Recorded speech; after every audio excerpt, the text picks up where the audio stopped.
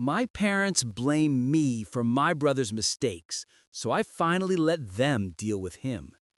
I was in a meeting when my phone started buzzing for the fifth time in 10 minutes. All calls from my mother. I silenced it and tried to focus on the presentation, but the calls kept coming. Then my father called. Then my mother again. Then texts started flooding in. Pick up. Emergency. Your brother. Please call. I knew exactly what this was about.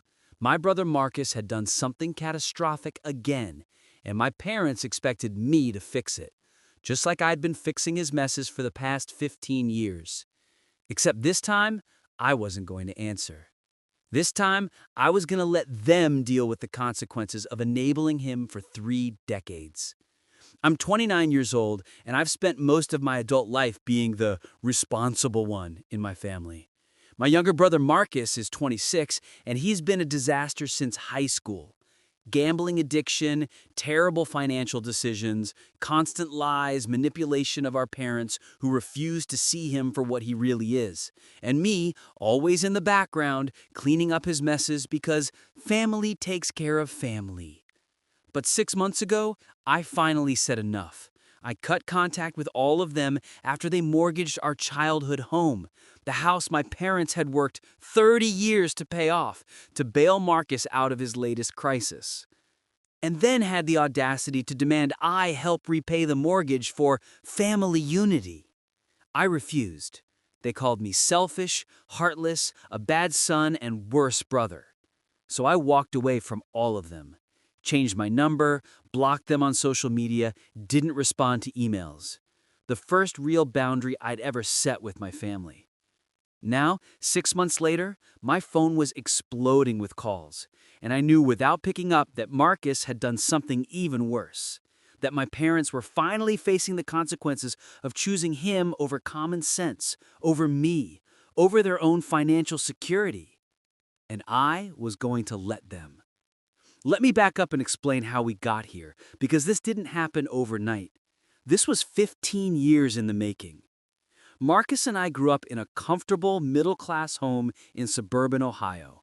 Our parents, dad was an accountant, mom was a teacher, worked hard to provide a stable life. We weren't rich, but we never wanted for anything. Normal childhood, good schools, involved parents who loved us. The problem started when Marcus was in high school. He was always the charming one, the social one, the kid everyone liked. I was quieter, more serious, the one who got good grades and followed the rules. Marcus coasted on personality and our parents' willingness to make excuses for him. He started gambling junior year, small stuff at first, poker games with friends, sports betting. By senior year, he owed money to some guys at school. Our parents found out when one of them showed up at our house demanding $2,000. I was away at college by then, but I remember the phone call. My mother crying, saying Marcus had made a mistake, but he'd learned his lesson. My father asking if I could send some money from my part-time job to help cover the debt. I did, because that's what you do for family.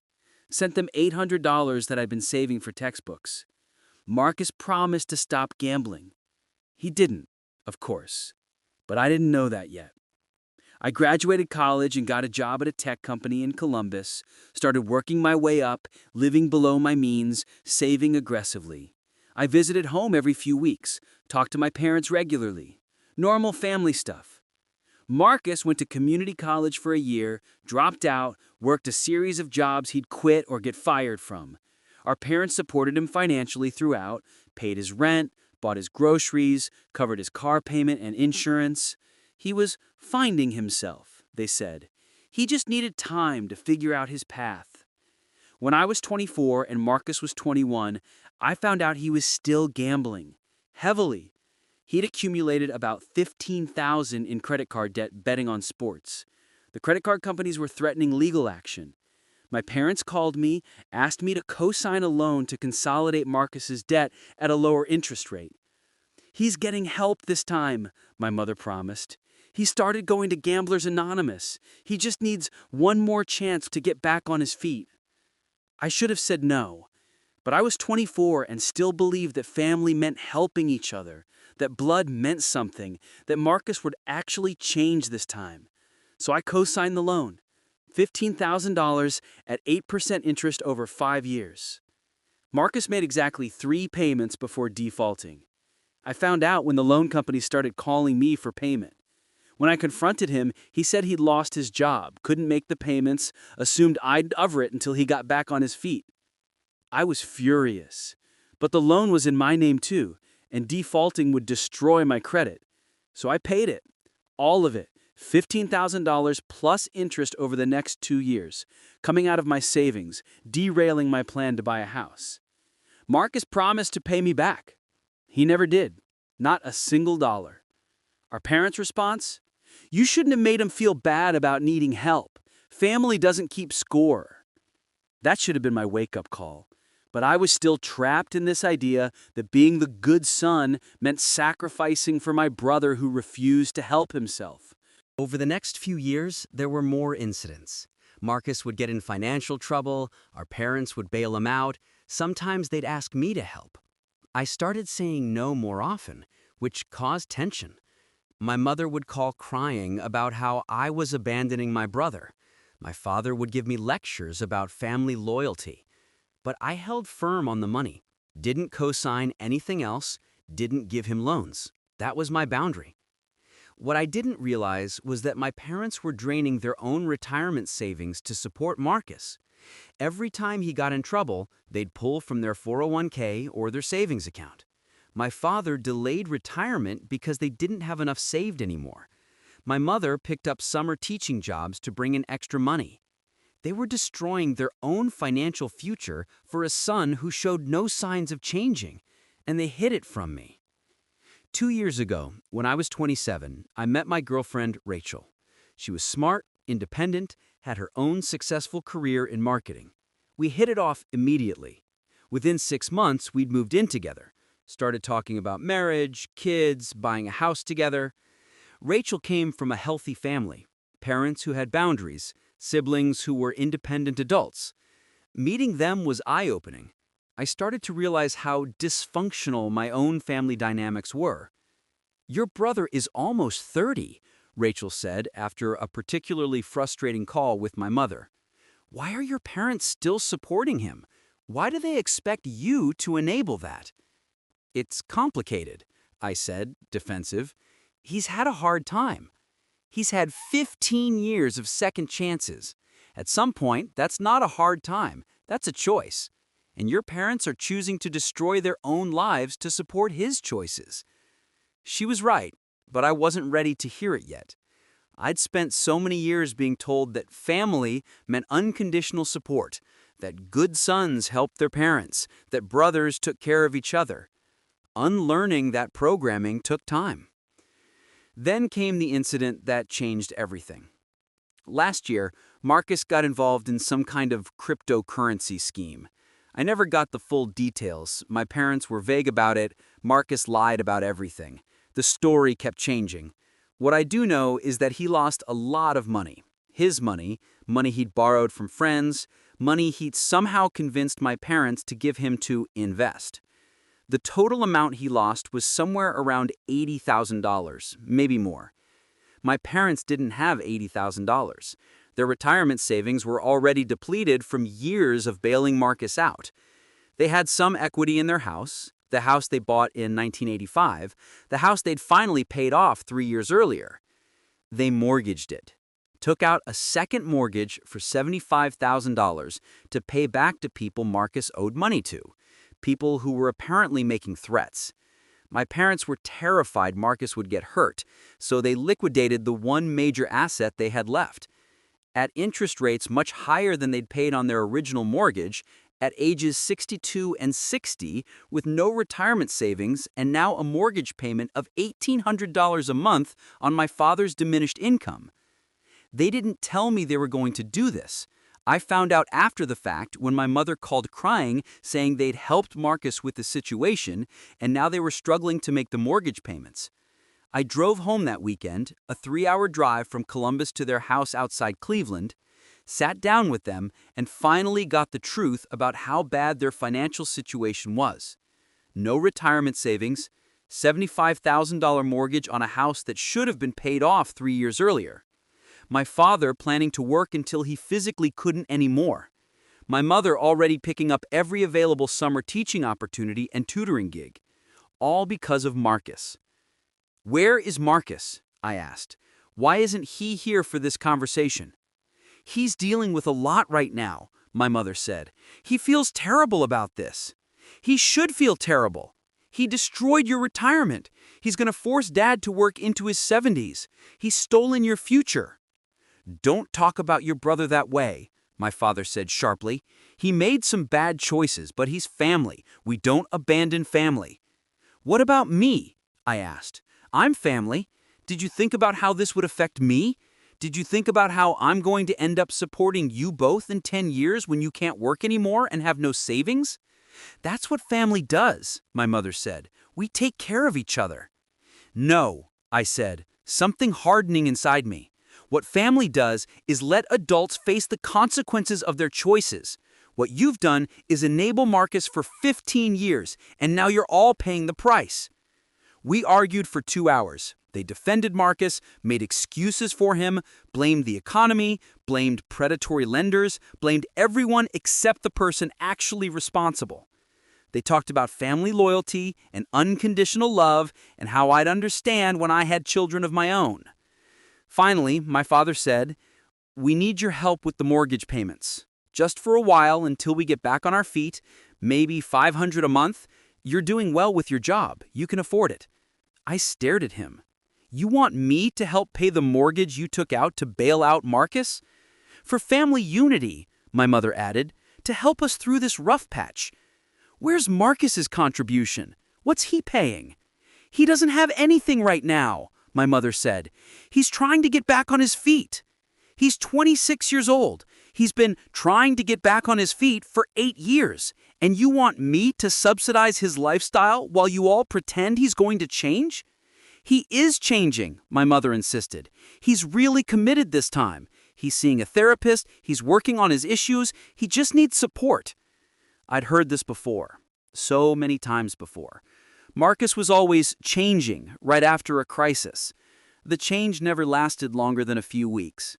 "I'm not doing this anymore. I'm not paying for Marcus's mistakes. I'm not enabling him, and I'm not enabling you for enabling him." My father's face went red. "After everything we've done for you, we paid for your education, we supported you, I did, you did, and I'm grateful. But I also worked hard, made good choices, built a stable life. I don't owe you money because Marcus can't do the same, and I definitely don't owe you money to clean up his messes." "He's your brother," my mother said, crying now. "How can you be so cold?" "I love Marcus, and I meant it, despite everything. But I can't save him, and neither can you. The only person who can save Marcus is Marcus, and he has no reason to change as long as everyone keeps rescuing him." I left that day knowing I'd crossed the line with my parents.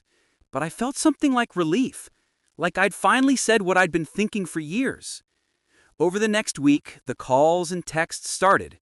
My mother begging me to reconsider, my father sending me articles about filial duty and family obligations, Marcus finally reaching out, saying I was abandoning the family in their time of need. "You could help," Marcus texted. "You have money. It wouldn't even be that much for you. But you'd rather watch Mom and Dad struggle than help your own brother." The manipulation was breathtaking. He'd destroyed our parents' financial security, and somehow I was the bad guy for not fixing it. I talked to Rachel. She was supportive, said I was doing the right thing, that my family was toxic and I needed boundaries. But she was also worried about what this meant for our future. "If you don't set this boundary now," she said, "you'll be supporting your parents and your brother for the rest of your life. Is that the future you want?" It wasn't. I wanted a future where I could buy a house with Rachel, have kids, build our own life without being drained by my brother's endless crises. So I made a decision. I sent one email to my parents and my brother. "I love you all, but I can't be part of this dynamic anymore. I will not be contributing money to the mortgage or to any future situations with Marcus. I need space from this family pattern, so I'm taking a break from contact. I hope you understand. I hope Marcus gets the help he really needs. but I can't be part of enabling him anymore. Then I blocked their numbers, blocked them on social media, set their emails to automatically archive. I didn't want to cut them off forever, but I needed space from the constant pressure, manipulation, and guilt trips. Rachel and I went to couples counseling to work through the family stress. I also started individual therapy to process the guilt I felt about setting boundaries. My therapist helped me understand that taking care of myself wasn't abandonment, it was survival. Your family has been asking you to set yourself on fire to keep them warm, my therapist said. That's not love, that's dysfunction. The first few months were hard. I felt guilty constantly, wondered if I was being selfish, if I should just help them, if I was a bad son and brother. But Rachel reminded me of the pattern. 15 years of Marcus making terrible choices, my parents enabling him, everyone expecting me to help clean up the mess. It wasn't going to change unless someone broke the cycle. I threw myself into work, into my relationship with Rachel, into building a life separate from my family's chaos. We started seriously house hunting, talked about getting engaged, made plans for a future that didn't include funding Marcus's gambling addiction. And for 6 months, I didn't hear from them. They couldn't call me, couldn't text me, couldn't reach me on social media. I assumed they were angry, probably talking about what a terrible son I was. But I was okay with that. For the first time in years, I wasn't constantly stressed about the next Marcus crisis. Then yesterday, the call started. I was in a morning meeting when my phone started buzzing repeatedly. I'd unblocked my family's numbers a few weeks ago. Therapy had helped me realize that total blackout wasn't sustainable long term. I needed to be able to communicate on my terms, but I wasn't obligated to answer every call. The meeting ran late, so I didn't check my phone until lunch. 15 missed calls from my mother, 8 from my father, 3 from my uncle, my father's brother, who I hadn't spoken to in over a year. Dozens of texts, increasingly frantic. I called Rachel. Something happened with Marcus. My family is blowing up my phone. Are you going to call them back? He asked carefully. I don't know. Part of me wants to know what happened. Part of me thinks it's just another crisis they want me to fix. You don't owe them anything, Rachel reminded me. Whatever happened, they made their choices. You made yours. I sat in my car in the parking lot and read through the texts. Mom, call me now. Mom, emergency with Marcus. Mom, please pick up. We need you. Dad, your mother is beside herself. Call us immediately. Uncle Jim, your parents need you. Whatever happened between you all, family is family. Call them. Marcus, you happy now? You abandoned us, and now look what happened. That last text from Marcus made my stomach turn. He was blaming me for whatever he'd done. Classic Marcus. I called my uncle instead of my parents. He was the most likely to give me straight information without the emotional manipulation. Uncle Jim, it's me. What's going on? Jesus, finally. He sounded stressed. Your brother cleaned out your parents' bank accounts. They woke up this morning and everything was gone. Checking, savings, everything. He had access from years ago when they added him to help with bills, and he drained it all. I sat there in silence, processing. How much? About $30,000. Your mom's teaching money for the summer, your dad's paychecks from the last few months, everything they've been scraping together to make the mortgage payments. Gone. Where's Marcus? No one knows. He's not answering his phone. Your parents are panicking. They can't make this month's mortgage payment. The bank is going to foreclose if they can't pay. They need help. They need to call the police, I said. Marcus stole from them. That's a crime. They won't do that. He's their son. Your mother is barely functioning. Your father's talking about selling the house, but they're underwater on the mortgage after what they borrowed. This is bad. I'm sorry this happened to them, I said, and I meant it. But I told them 6 months ago I wasn't going to keep cleaning up Marcus's messes. This is exactly what I warned them would happen. So you're just going to let them lose their house? Uncle Jim sounded incredulous. These are your parents. These are also adults who made choices, I said, my voice harder than I felt. They chose to enable Marcus for 15 years.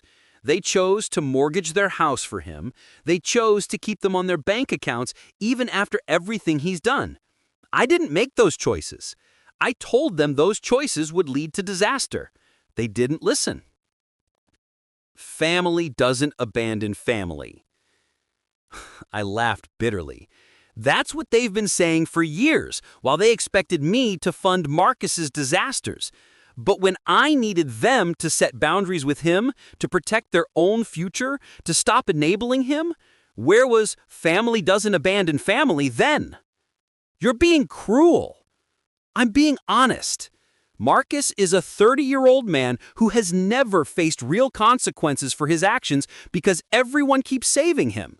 Well, I'm not saving him anymore. And if mom and dad want to save themselves, they need to call the police, report the theft, and stop protecting him. Uncle Jim tried to argue more, but I ended the call. My hands were shaking. I felt sick to my stomach, but also angry. Angry that this was happening exactly like I'd predicted. Angry that they still expected me to fix it. Angry at Marcus for being exactly who he'd always been. I called Rachel. Told her everything. "What are you going to do?" she asked. "Nothing," I said. "I'm going to do exactly what I told them I'd do 6 months ago. Let them handle it." "Are you sure? I know they've put you in an impossible position, but these are still your parents. If they lose the house, they might lose the house. That's a consequence of their choices. And maybe losing the house is what finally makes them face reality about Marcus. Maybe that's what they need to stop enabling him." "Okay," Rachel said quietly. "I support whatever you decide. Just make sure you can live with it." That's what I'd been asking myself all afternoon. Could I live with letting my parents lose their home? Could I live with not stepping in to save them one more time? The answer was yes, because stepping in to save them meant enabling Marcus one more time. It meant teaching him that he could do anything, including steal from his own parents, and someone would always clean up the mess. It meant sacrificing my own future, my relationship with Rachel, my financial stability to prop up a brother who refused to change. I'd been setting myself on fire to keep my family warm for 15 years. I was done burning. My phone kept ringing throughout the day. I didn't answer. More texts came through. My mother begging, my father demanding, cousins and aunts and uncles I rarely spoke to telling me I was being heartless, cruel, a bad son. Marcus sent a long text. "You did this. You abandoned us when we needed you, and now mom and dad are going to lose everything. I hope you can live with yourself. I made mistakes, but at least I'm trying. You're just cold. You never cared about this family, only about yourself and your perfect life. We're suffering, and you don't even care." The manipulation was so transparent, it was almost funny. Marcus had stolen $30,000 from our parents, and somehow I was the villain for not fixing it. I showed Rachel the text. "He's really committed to making this my fault." "That's what manipulative people do," she said. "They can never accept responsibility, so they blame everyone around them. Your family has let him do that his whole life." That evening, I drafted an email, read it to Rachel, revised it, read it again, finally sent it to my parents. "Mom and Dad, I heard what happened with Marcus. I'm sorry you're going through this. I know this is devastating and scary, but I meant what I said 6 months ago. I will not be contributing money to fix this situation. Marcus stole from you. That's a crime. The only appropriate response is to report it to the police and let the legal system handle it. I know you don't want to do that because he's your son, but protecting him from consequences is what led to this moment. He has never had to face real repercussions for his actions because you've always saved him. And now he's stolen your life savings because he knew he could get away with it. You need to make some hard choices. Report the theft, Press charges. Stop protecting someone who is destroying you. Sell the house if you have to, and downsize to something affordable. Ask Marcus to repay what he stole. Set real boundaries. What you can't do is expect me to fund another bailout. I love you both, but I will not enable this pattern anymore. I warned you 6 months ago that this would happen. You have to save yourselves now because I can't save you. I hope you make the choices you need to make. I hope you finally let Marcus face consequences. I hope you prioritize your own survival over protecting him. But I'm done being part of this cycle. Your son who loves you, but has boundaries. I hit send before I could second guess myself. Then I blocked their numbers again, told Rachel I needed a few days to process this without the constant calls and texts. Do you think they'll actually call the police? Rachel asked. No, I said honestly. They'll find another way to save him. They'll borrow money from relatives, work extra jobs, maybe declare bankruptcy. But they won't hold Marcus accountable. They never have. And you're okay with that? I have to be, because the alternative is sacrificing my life to prop up theirs, and I'm not doing that. The next few days were hard. I felt guilty, angry, sad, relieved, conflicted, all of it at once. My therapist helped me process the feelings without acting on them, reminded me that I'd made the right choice for my own well-being, even though it felt terrible. Rachel was supportive, but I could tell she was worried. Are you going to be okay with this long term, knowing your parents might lose everything? They're not losing everything because of me, I said. They're losing everything because of Marcus, and because they chose to enable him. I didn't cause this. I can't fix it. And trying to fix it would just delay the next crisis. A week after the call started, I got an email from my uncle. Subject line, your parents' situation. I don't agree with your decision, but I respect that it's yours to make. Wanted to update you on what's happening since I know your parents won't reach out directly. They didn't call the police, said they couldn't do that to Marcus even though he stole from them. They're working with the bank on the mortgage. Sounds like they'll probably have to sell the house. It's worth less than they owe, so they'll likely have to do a short sale and take the credit hit. Your mother is devastated. Your father is barely speaking to anyone. They're both working as much as they can, but it's not enough to make up the $30,000. Some family members are helping out with small amounts, but no one can cover something this big. I chimed in $2,000. Your aunt sent $500. It's not nearly enough. As for Marcus, he finally called them yesterday. Said he needed the money to pay off a gambling debt. The guys were threatening him, that he had no choice. He apologized, but also blamed them for not helping him enough. Your parents forgave him, of course. He's back at their house now, apparently staying there while he gets on his feet again. I know you have your reasons for staying out of this, but I think you should know what's happening. These are your parents. They raised you. Whatever Marcus did, they're the ones suffering now. Your uncle. I read the email 3 times. Marcus had stolen from them, and they'd taken him back in. They were losing their house, and he was living there, rent-free, while they worked themselves to exhaustion. And somehow in their minds, and in the minds of my extended family, I was the bad guy for not fixing it. I showed Rachel the email. He's living with them. After stealing $30,000, they took him back. Of course they did, Rachel said sadly. That's what they've always done. They're going to lose their house, and he's going to walk away with no consequences. Probably. And eventually they'll be completely broke, and they'll end up moving in with family or depending on social services, because they chose Marcus over their own security. I felt a wave of sadness wash over me. Not guilt. I'd worked through enough of that in therapy to know this wasn't my fault. But sadness for my parents who couldn't see what they were doing to themselves.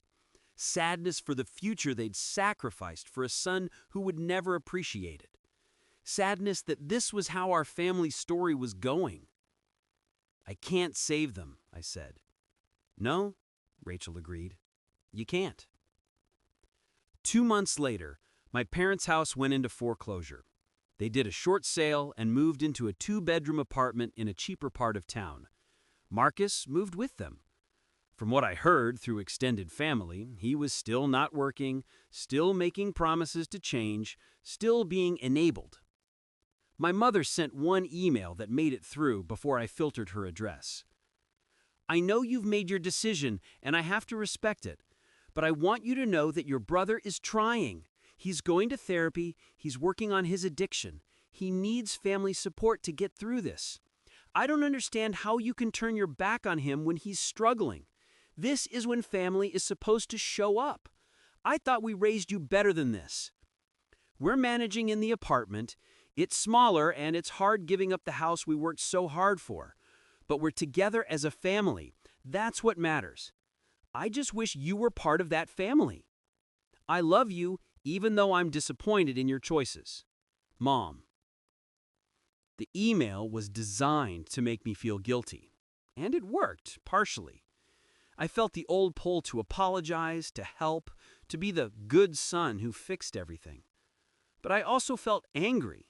Angry that she thought Marcus going to therapy this time was any different than the dozen other times he'd gone to therapy. Angry that my choice to have boundaries was framed as abandonment. Angry that losing their house somehow hadn't been enough to make them hold Marcus accountable. I didn't respond to the email. Added her address to the filter with my dad's. Rachel and I got engaged that month. It was a happy occasion, just us and a few close friends. We didn't tell my family, they weren't part of my life anymore, and I wasn't ready to deal with the drama that announcement would cause. Do you think you'll ever reconcile with them? Rachel asked one night as we were planning our wedding. I don't know, I said honestly.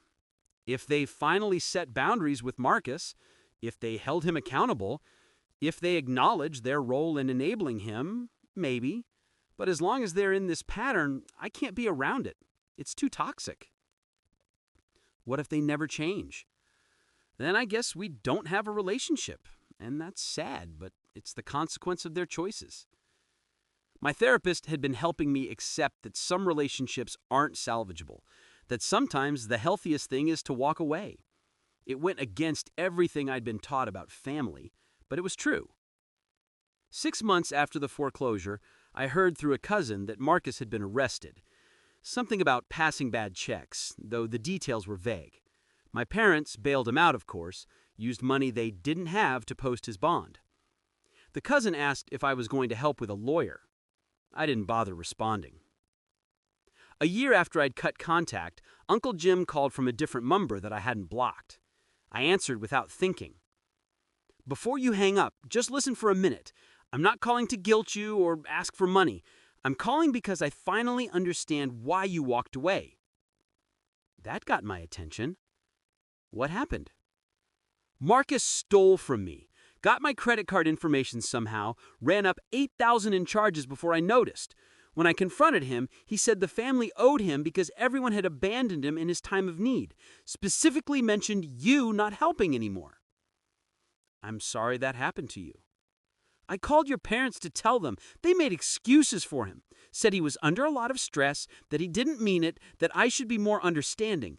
They actually asked me not to press charges because it would hurt his already damaged record. Did you press charges? Damn right I did. I'm not enabling him like they do, but it made me realize you saw this pattern years ago and got out. I should have listened when you tried to warn us all. We talked for over an hour. Uncle Jim apologized for judging me, for the things he'd said about me abandoning family. He told me more about my parents' situation. They were barely making ends meet. My father was talking about working until 75. My mother had taken a second job. Marcus was still living with them rent-free, still making promises to change, still causing problems. They're never going to hold him accountable, Uncle Jim said. They're going to destroy themselves for him, and he's never going to appreciate it. I know, I said. That's why I left. Do you miss them? Every day, I admitted. But I can't go back to that. I can't watch them destroy themselves and be expected to help fund it. I'm building my own life now. Good, Uncle Jim said. That's what you should do.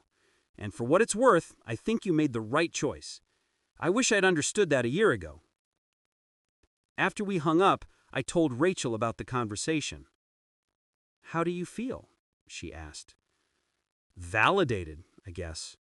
Someone finally sees what I saw. But also sad, because nothing's changed with my parents. They're still in the same pattern." "They might never change," Rachel said gently. "Are you okay with that?" I thought about it. Really thought about it. I have to be, because the alternative is sacrificing our future for people who won't save themselves. And I'm not doing that. Rachel and I got married 6 months later. Small ceremony, just close friends. I didn't invite my parents or Marcus. Didn't even tell them it was happening. My family now was Rachel, the friends who'd supported me through everything, the life we were building together. On our honeymoon, Rachel asked me if I had any regrets. About my family? About all of it. Cutting them off, not helping them, missing out on whatever relationship you could have had. I watched the sunset over the ocean and thought about 24-year-old me co-signing that loan for Marcus, about all the times I'd helped clean up his messes, about my parents mortgaging their house and then expecting me to help repay it. "No regrets," I said finally. I gave them 15 years of help. I sacrificed my savings, my plans, my peace of mind, trying to fix problems I didn't create. And it never made a difference because they kept enabling him. At some point, helping becomes enabling, and I'm not doing that anymore. What if they reach out? What if things get really bad? Things are already really bad, I pointed out. They lost their house. They're working themselves to death in their 60s. Marcus is still a disaster. And none of that is new. It's just worse. Me jumping in to save them won't fix the underlying problem. It'll just delay the next crisis. So you're really done? I'm done setting myself on fire to keep them warm. If they ever decide to save themselves, really save themselves by holding Marcus accountable, I'd consider rebuilding a relationship, but not before then. That was 3 years ago. I'm 32 now. Rachel and I have a good life. We bought a house. We're talking about starting a family. My career is going well. I've built something stable and healthy, separate from my family's chaos. I occasionally hear updates through extended family. My parents are still struggling financially. My father is still working full-time at 65. My mother is still taking extra jobs.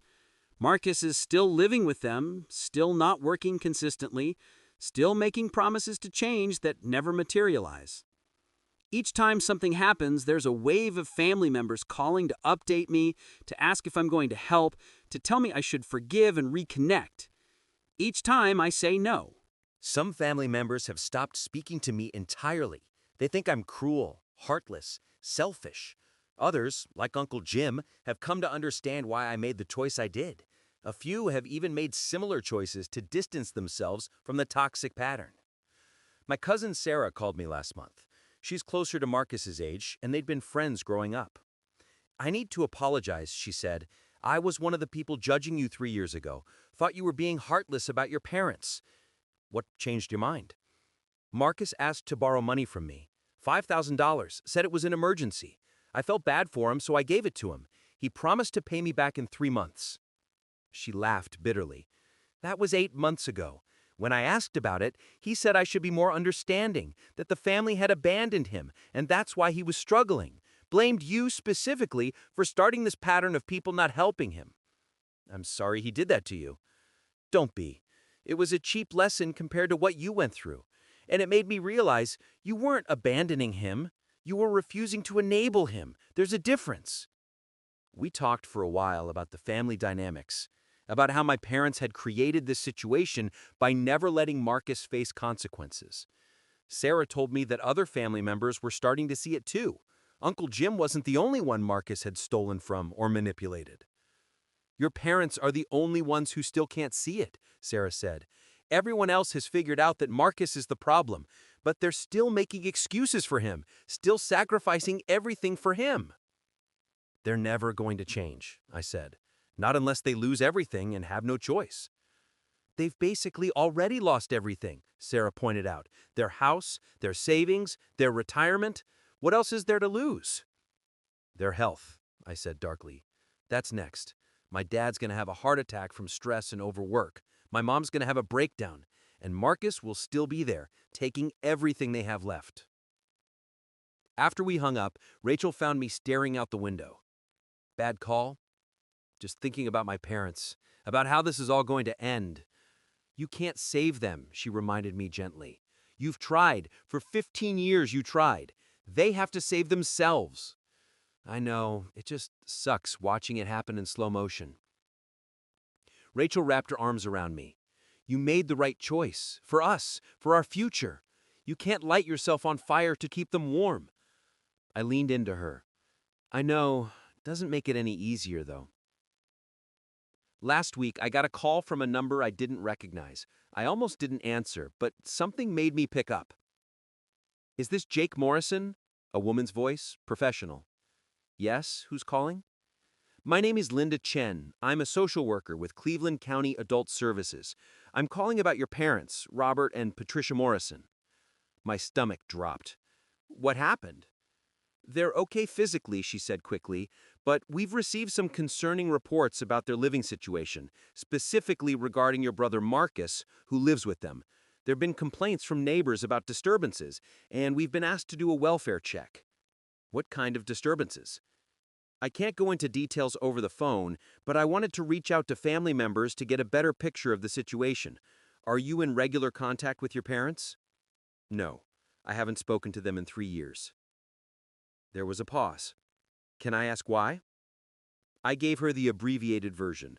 Marcus's gambling addiction, the years of enabling, the mortgage situation, my decision to step back. She listened without judgment. I see, she said when I finished. That's helpful context. I should tell you that your parents' financial situation appears quite dire. They're struggling to afford basic necessities.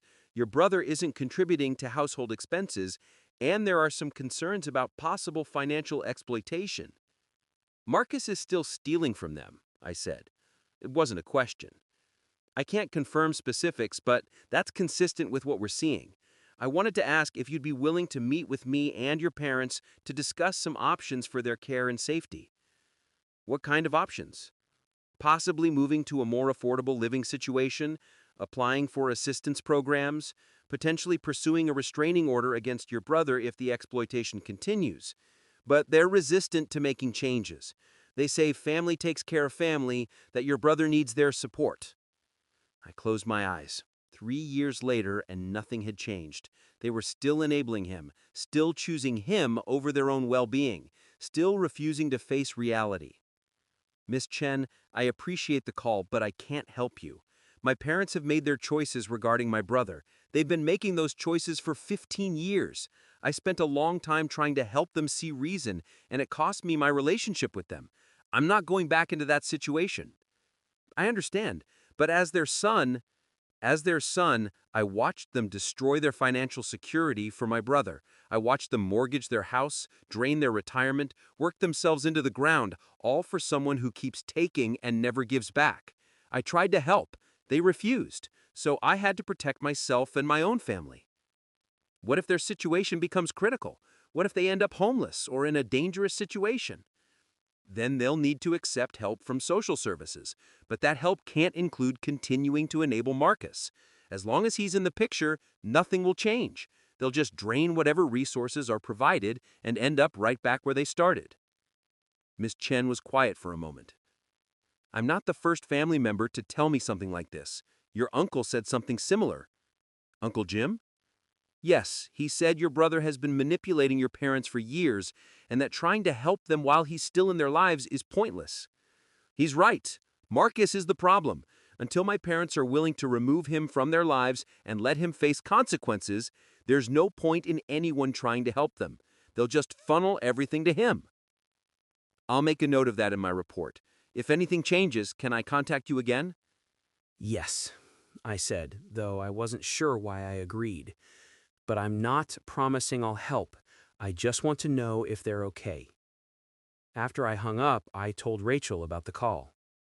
Social services is involved now? she said. That's serious. I know, but I meant what I said. I can't go back to trying to save them. It didn't work before, and it won't work now. What if they end up homeless? Then hopefully that's the rock bottom they need to finally cut Marcus off. But I'm not going to prevent them from hitting rock bottom. That might be the only thing that actually helps them. Rachel looked worried. I support you, you know I do. But are you sure you can live with that if something really bad happens to them? I have to be, I said, because the alternative is sacrificing everything we've built to prop up a situation that will never get better. My parents made their choices. They chose Marcus over their own security, over me, over common sense. I can't fix the consequences of those choices. That night, I couldn't sleep. I kept thinking about my parents in their small apartment, struggling to make ends meet, with Marcus living there rent-free, still taking from them. I thought about my mother working 2 jobs in her 60s, my father working full-time when he should be retired. All of it for a son who would never appreciate the sacrifice. I thought about calling them, about reaching out, offering to help, with the condition that Marcus had to leave. But I knew how that would go. They'd refuse the condition. They'd say I was being cruel, that I was abandoning Marcus when he needed family most. We'd argue, nothing would change, and I'd be right back in the toxic pattern I'd worked so hard to escape. So I didn't call. I let them face the consequences of their choices, just like I'd been doing for 3 years. A month later, Miss Chen called again. I wanted to update you on your parents' situation. They've agreed to meet with a financial counselor, and they're applying for some assistance programs. It's a start. That's good, I said cautiously. What about Marcus? He's still living with them. That's been the sticking point in our conversations. I've explained that many of the assistance programs won't help if there's an able-bodied adult in the household who isn't contributing, but they're insistent that he needs their support. So nothing's really changed. Not yet. But sometimes these situations take time. Sometimes people need to hit a certain point before they're ready to make hard choices. They've already lost their house, their savings, their retirement. What point is lower than that? I don't know, Miss Chen admitted, but I'm going to keep working with them. I wanted to ask, if your parents did agree to conditions, if they did set boundaries with your brother, would you consider helping them then? I thought about it carefully. Maybe. If they actually followed through, if they got Marcus out of their lives and started making real changes. But I'd need to see sustained change, not just promises. I've heard promises before. That's fair. I'll keep that in mind. After that call, Rachel and I had a long conversation about what we'd do if my parents ever did set boundaries with Marcus, what helping them might look like, what conditions we'd need. I'd want to see at least 6 months of them maintaining boundaries, 6 months of Marcus not living with them, not taking money from them actually following through on consequences. And if they do that, then maybe we could help with something small. Not money directly. I won't fund anything Marcus might have access to. But maybe help them find a better apartment or contribute to groceries occasionally. Nothing that could be diverted to him. You've really thought about this. I've had 3 years to think about it. I'm not totally heartless. If they ever get out of the Marcus trap, I'd want to rebuild some kind of relationship. But only if they actually get out, not if they're just temporarily pretending to set boundaries. 6 months after social services got involved, Uncle Jim called with unexpected news. Your dad had a heart attack. I felt my chest tighten. Is he okay? He's alive. It was relatively minor. They think it was stress-induced. He's in the hospital. They're keeping him a few days for observation. And my mom? She's a mess. She's been at the hospital constantly. This really shook her up. I think she's finally seeing what this stress has been doing to them. What about Marcus? Uncle Jim's voice hardened. Marcus hasn't been to the hospital once. Said hospitals make him uncomfortable. Your mother called him crying, begging him to visit his father, and he said he'd try to stop by later. That was 3 days ago. Something twisted in my chest. My father was in the hospital after a heart attack, and Marcus couldn't even bother to visit? I'm thinking about going to see Dad, I said slowly, but I don't want to deal with family drama. Will Marcus be there? Probably not, based on his track record. And honestly, I think your parents might actually want to see you. This health scare has them thinking about things differently. I talked to Rachel. She encouraged me to go if I wanted to, reminded me that I could set boundaries about what I was and wasn't willing to discuss. The next day, I drove the 3 hours to Cleveland, went to the hospital, found my father's room number, and stood outside for 5 minutes trying to calm my racing heart. Finally, I knocked and walked in. My father was in the bed, looking older and frailer than I remembered. My mother was in a chair beside him. They both stared at me in shock. "Hi," I said. "Uncle Jim told me what happened. I wanted to check on you." My mother started crying immediately. My father's eyes were wet too. "You came," my mother said. "After everything, you came." "You're my parents," I said simply. "I don't agree with your choices, but I didn't want you to go through this alone." We talked for over an hour. Not about Marcus, not about the past, just about my father's health, the doctor's recommendations, how my mother was holding up. It was stilted and awkward at first, but gradually became easier. "We've missed you," my father said finally. 3 years is a long time. "It is," I agreed, but I needed that distance. I needed to protect myself from the pattern we were all stuck in. "The pattern with Marcus," my mother said quietly. "Yes." My father sighed. "This heart attack, the doctor said it was stress, asked me what major stressors I had in my life, and I realized I couldn't answer honestly without talking about Marcus, about the money, the mortgage, the constant worry. We've been talking," my mother added, "about everything, about the choices we've made, about what it's cost us." "Where is Marcus?" I asked. They both looked uncomfortable. "At the apartment," my father said. "He said he'd visit, but he hasn't." "After 3 days?" "He's dealing with his own issues," my mother said, but her voice lacked conviction. "Mom, Dad, I love you both, but Marcus is 30 years old. He's not dealing with issues, he's avoiding responsibility while you work yourselves literally into the hospital. This heart attack is a warning. Next time, it might be fatal." "We know," my father said quietly. "Lying in this hospital bed, I've had a lot of time to think about priorities, about what really matters." "We don't know how to stop," my mother admitted, tears streaming down her face. "He's our son. How do we turn our backs on him?" "You're not turning your back on him," I said gently. "You're setting boundaries. There's a difference. Letting him face consequences isn't abandonment. It's the only chance he has to actually change." We talked more, really talked, for the first time in years, about enabling versus helping, about how their support had actually hurt Marcus by preventing him from growing up, and how they'd sacrificed their own well-being and it hadn't made Marcus any better. "The social worker has been saying similar things," my father admitted. "We've been resistant to hearing it, but maybe we need to listen." "What would boundaries look like?" my mother asked. "We don't even know where to start." "Marcus can't live with you anymore. That's the first boundary. He's an adult. He needs to figure out his own housing." "But he can't afford anything." "Because he doesn't have to, because you're supporting him. If he had no other option, he'd figure it out.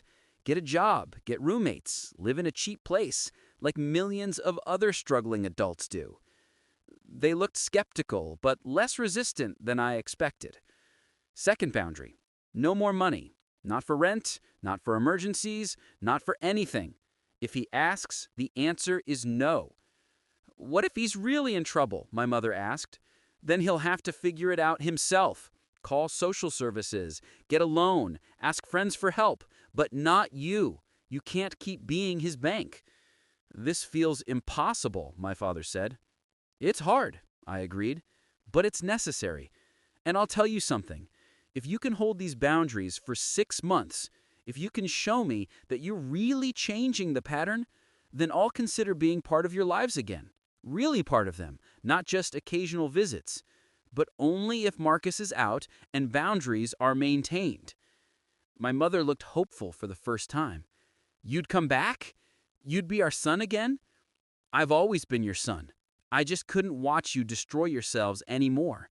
But if you're willing to save yourselves, then yes, I'd like to rebuild our relationship. My father nodded slowly. We'll think about it. Really think about it.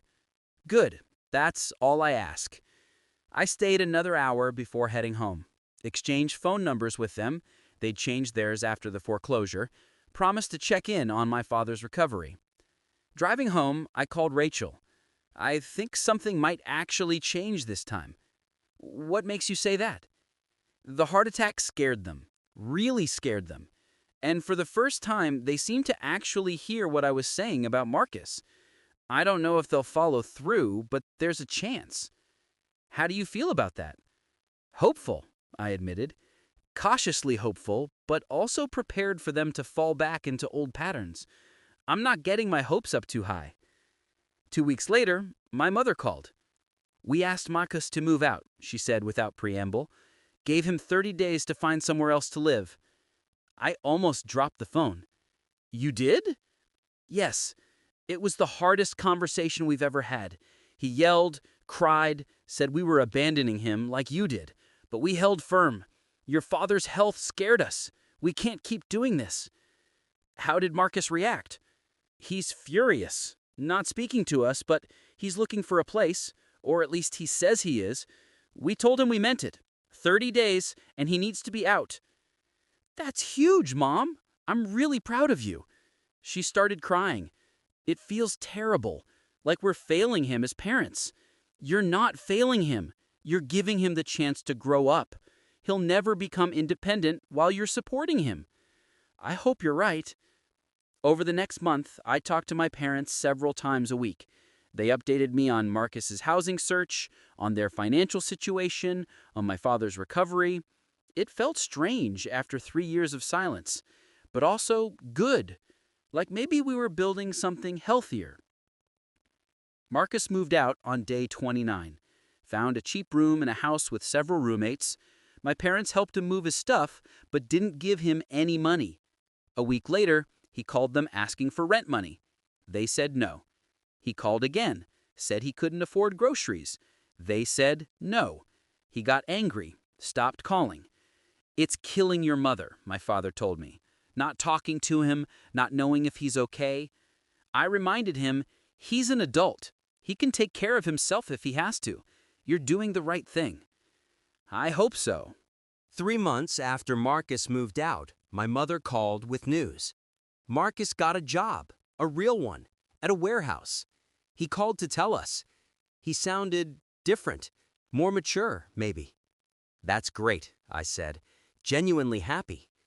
How's he handling everything? He says it's hard, that he's struggling, but he also said he understands why we had to do this, that he's been thinking a lot about his choices. Do you believe him? I don't know. He's said things like this before, but maybe this time is different. He's actually working, actually paying his own bills. That's good. Keep the boundaries, though. Don't start helping him financially, even if he's working. He needs to learn to manage on his own. We won't, my mother promised. We're committed to this. 4 months, 5 months, 6 months. My parents held their boundaries. Marcus kept working, kept living independently. He called occasionally, had dinner with them sometimes, but there were no more requests for money, no more crises. I visited them for the first time in 3 years on the 6-month anniversary of Marcus moving out. They'd moved to a smaller but nicer apartment, one they could actually afford. My father looked healthier, less stressed, more rested. My mother seemed lighter somehow, like a weight had been lifted. "You did it," I told them over dinner. "6 months of real boundaries. I'm really proud of you both." "It's been hard," my mother admitted, "but also freeing. We didn't realize how much stress Marcus was causing until he wasn't here causing it anymore." "How's your relationship with him now?" I asked. "Better, in some ways," my father said. "We see him once a week for dinner. He tells us about his job, his roommates. He seems more present, more like an actual adult rather than a teenager we're managing." "That's because you're treating him like an adult, letting him handle his own life instead of managing it for him." We talked for hours about the past 3 years, about what we'd all learned, about how we could move forward. It wasn't perfect. There was still hurt and resentment on all sides. But it was honest, and it was healing. "I want to apologize," my father said, "for the things we said when you set boundaries. We were wrong. You weren't abandoning us. You were trying to save us from ourselves. We just weren't ready to hear it." "I forgive you," I said, "and I meant it. I understand why you did what you did. You were trying to help your son the only way you knew how. It just took hitting bottom for you to realize that help was hurting." My mother took my hand. "Thank you for not giving up on us. Even when we pushed you away, even when we chose Marcus over you, thank you for leaving the door open for this." "You're my parents," I said simply. "I love you. I just couldn't enable the pattern anymore." That visit was the beginning of rebuilding our relationship. Rachel and I started having regular dinners with our parents. We told them about our lives. They told us about theirs. It was cautious at first, all of us testing the boundaries, making sure the new patterns would hold. Marcus and I didn't reconnect. He knew I'd been the one encouraging our parents to set boundaries, and he resented me for it. That was okay. I didn't need a relationship with him. I just needed him to stop destroying our family. A year after my father's heart attack, Rachel and I invited my parents to dinner with big news. We were pregnant. My mother cried. My father beamed. They asked a million questions about due dates and names and whether they could be involved grandparents. "Of course," Rachel said, "as long as the boundaries stay in place. Our child won't be exposed to the kind of chaos and enabling that Marcus grew up with." "Understood," my father said seriously. "We've learned our lesson. We won't make those mistakes with our grandchild." The baby, a daughter we named Emma, was born 7 months later. My parents were present, loving grandparents. They babysat occasionally, sent gifts, called to check in, but they also respected boundaries, didn't overstep, didn't try to undermine our parenting choices. Marcus met Emma once, briefly, when he stopped by my parents' apartment while we were visiting. He was polite but distant, commented that she was cute, then left quickly. My mother looked sad but didn't push for more. "She's doing okay," she told me later. "Still working, still living independently. But he's angry with all of us for changing the family dynamic. Maybe someday that will change, but for now this is where we are." "I'm sorry it's this way," I said, "but I'm not sorry you set boundaries." "Neither am I," my mother said. "I have my son back, you. I have a granddaughter. Your father is healthy. We're managing financially. Yes, I miss the relationship I wish I had with Marcus, but I can't sacrifice everything else for that anymore." That was 2 years ago. Emma is 2 now, a bright, happy toddler who loves her grandparents. My parents have continued to maintain boundaries with Marcus, who has continued to stay employed and independent. We're not one big happy family. There's still tension, still unresolved issues, but we're functional, we're honest, and that's enough. Sometimes I think about what would have happened if I hadn't set that boundary 3 years ago. If I'd given in to the pressure to help with the mortgage, to keep enabling Marcus, to keep being part of the toxic pattern, I'd probably be broke, my relationship with Rachel would be strained, and nothing would be different with Marcus or my parents. Instead, I chose myself. chose my future, chose to let my family face the consequences of their choices. And paradoxically, that's what finally forced the change that saved our family. My parents lost their house, their savings, nearly their health, but they gained their son back, a granddaughter, and freedom from the endless cycle of enabling Marcus. It cost them everything they'd spent 30 years building. But what they got in return, boundaries, honesty, real relationships, turned out to be worth more. Marcus is still Marcus. He's working, which is progress, but he's not thriving. He's still angry with me for turning the family against him, still hasn't taken real responsibility for the damage he caused. Maybe he will someday. Maybe he won't. Either way, it's not my problem to fix. It never was. My parents are happy in a way they weren't before. Lighter. They're rebuilding their savings slowly, working towards a retirement that will actually exist. They have a relationship with me and Rachel and Emma that's real and healthy, and they're no longer destroying themselves for a son who wouldn't appreciate the sacrifice. Sometimes Rachel asks me if I regret the 3 years of estrangement. No, I always say, those 3 years were necessary. My parents needed to hit rock bottom. And I needed to protect myself and build my own life. Do you think Marcus will ever change? Really change? I don't know, I admit. Maybe having to actually support himself will force him to grow up. Maybe he'll always be angry and entitled and refuse to take responsibility. But either way, it's not my job to fix him. It never was. The phone calls from 3 years ago, the ones I didn't answer, turned out to be a turning point. Not answering them forced my parents to handle Marcus's crisis on their own, forced them to face the consequences of their choices, and eventually forced them to make different choices. If I'd answered, if I'd swooped in to save them one more time, none of this would have happened. We'd all still be stuck in the same toxic pattern, and my parents would still be sacrificing everything for Marcus while he took and never gave back. Sometimes the most loving thing you can do for family is refuse to save them from themselves. Let them hit bottom. Let them face reality. Let them make hard choices they've been avoiding. It's painful. It goes against everything we're taught about family loyalty, but sometimes it's the only thing that works. My parents blamed me for my brother's mistakes for most of my adult life, expected me to help clean up the messes he made, called me selfish when I finally said no. But by letting them deal with Marcus themselves, by refusing to be part of the enabling cycle, I gave them the chance to actually change. And they took it. Not right away. It took a heart attack and a social services intervention and months of struggle. But eventually, they took it. That's my story.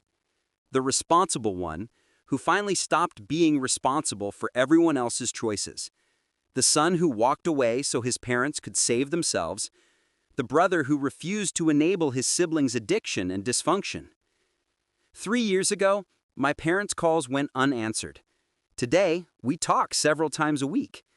3 years ago, I was estranged from my family. Now I have a healthy relationship with my parents and a daughter who has loving grandparents. The path from there to here was painful, but it was necessary, and I'd make the same choice again.